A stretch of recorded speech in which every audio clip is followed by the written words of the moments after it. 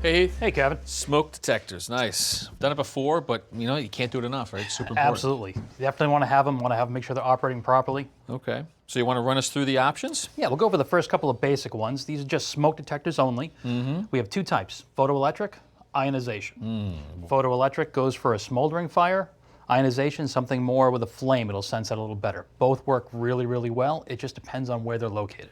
I don't know what kind of fire I'm going to have. You can't plan on it. So how do I choose, or do I care? So, example, have you ever had older home, take a shower, open the door, steam comes out, smoke detector goes off? Yeah. That's an ionization smoke picking up that steam. Ionization would pick that up, but the photoelectric wouldn't pick that up. Photoelectric will not. If we're going to be within 20 feet of a bathroom, kitchen, something like that, photoelectric.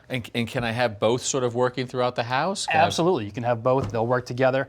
The most important thing to do, though, is check with what we're going to call the authority having jurisdiction. It's probably going to be your fire department, maybe the building department, maybe a combination of both, but they're going to dictate where you put them, how many you have, and what type. And literally different by every state, and maybe even by every town. Maybe even by every town. You always want to check before you alter or add to a system. And how do you know which one is which? So it'll tell you right on the box. It'll actually be an I to show that it's ionization. Oh, yeah. Or on this one, it'll have a P for photoelectric. Yeah, that's pretty straightforward. Yeah.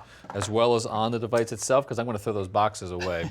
Oh, yeah. So some of those have a sticker as simple as that. Some will say on the back, but yes, it's an indicator to tell you what type it is. And other information on the back here? Manufacture date. So that's important because... Exactly. That tells you when this was made, and it gives you an idea of just how old they may be. Okay. The big thing with them these days is that they used to all be battery operated, and now a lot of them are hardwired. Hardwired with a battery backup. With a battery backup. Right. So this is getting power, and the battery's just there in case. If we lose power, the system still operates. Gotcha. Okay. Yeah, and do you obviously prefer hardwired?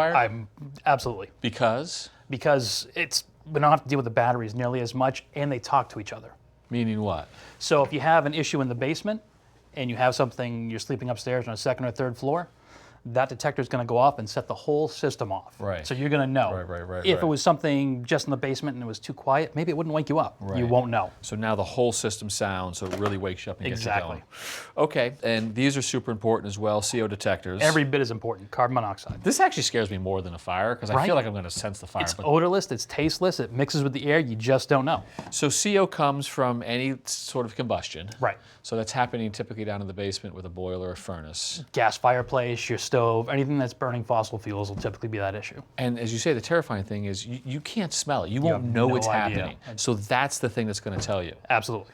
This one is battery operated. I got one of these, hangs on my wall.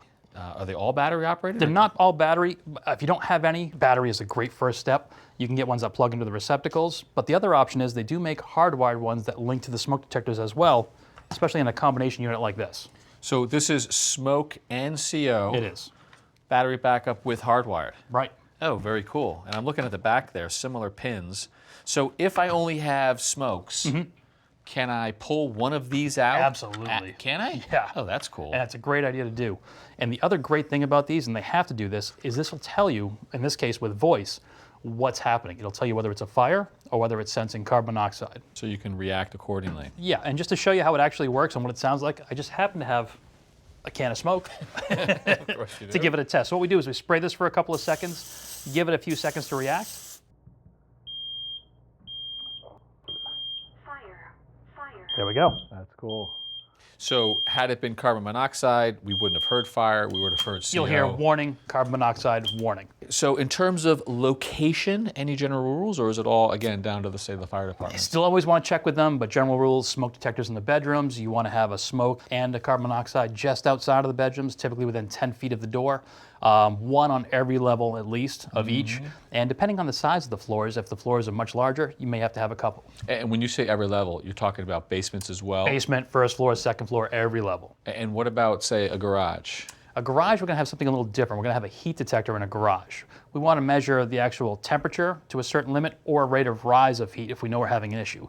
If we put a smoke or a carbon in the garage, a running car can cause nuisance tripping too easily. Gotcha, so separate device. And that could be something that could be hardwired into this system as well? Exactly, yeah.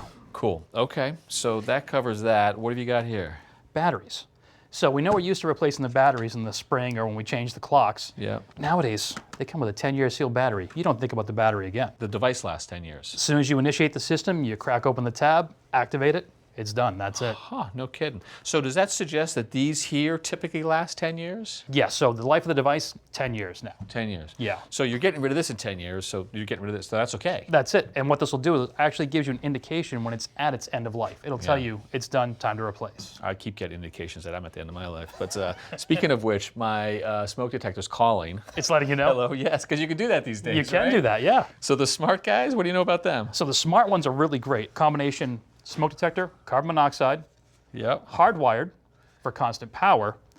You can list and label what room they're in. They can indicate whether it's good status, whether it's having an issue, which one's chirping, which one's causing a problem. That's the reason. And it can let you know remotely if something's going off when you're not home. Cool. All right. And I noticed the pins right there. So this is the hardwired aspect of it right there. So you, although it's different than these pins. It is different. So again, the one thing to check, these aren't approved everywhere. And here's one of the reasons why. That's the pin for this one. Okay. That works. Just constant power. But when we do hardwired for most smokes, we have that red wire, that's our interconnect. Oh. So this actually talks to all the detectors hardwired. But you said these talk to each other. They do, but they do it wirelessly. Of course. So some places like that, some places don't like that. The other thing is some of these don't have heat detectors that are compatible either. So if you have an attached garage or something similar that requires one, you may not be able to use it anyway. Or so, you have this sort of a bolt-on separate system for the garage. Exactly. So you definitely want to check with the fire department before you do anything. That's good to know. All right, Heath, great information. Thank you for that. Thank you. I'm just going to have to call the house and say, See how it's doing. which one's chirping? Thanks for watching. This Old House has got a video for just about every home improvement project, so be sure to check out the others. And if you like what you see, click on the subscribe button to make sure that you get our newest videos right in your feed.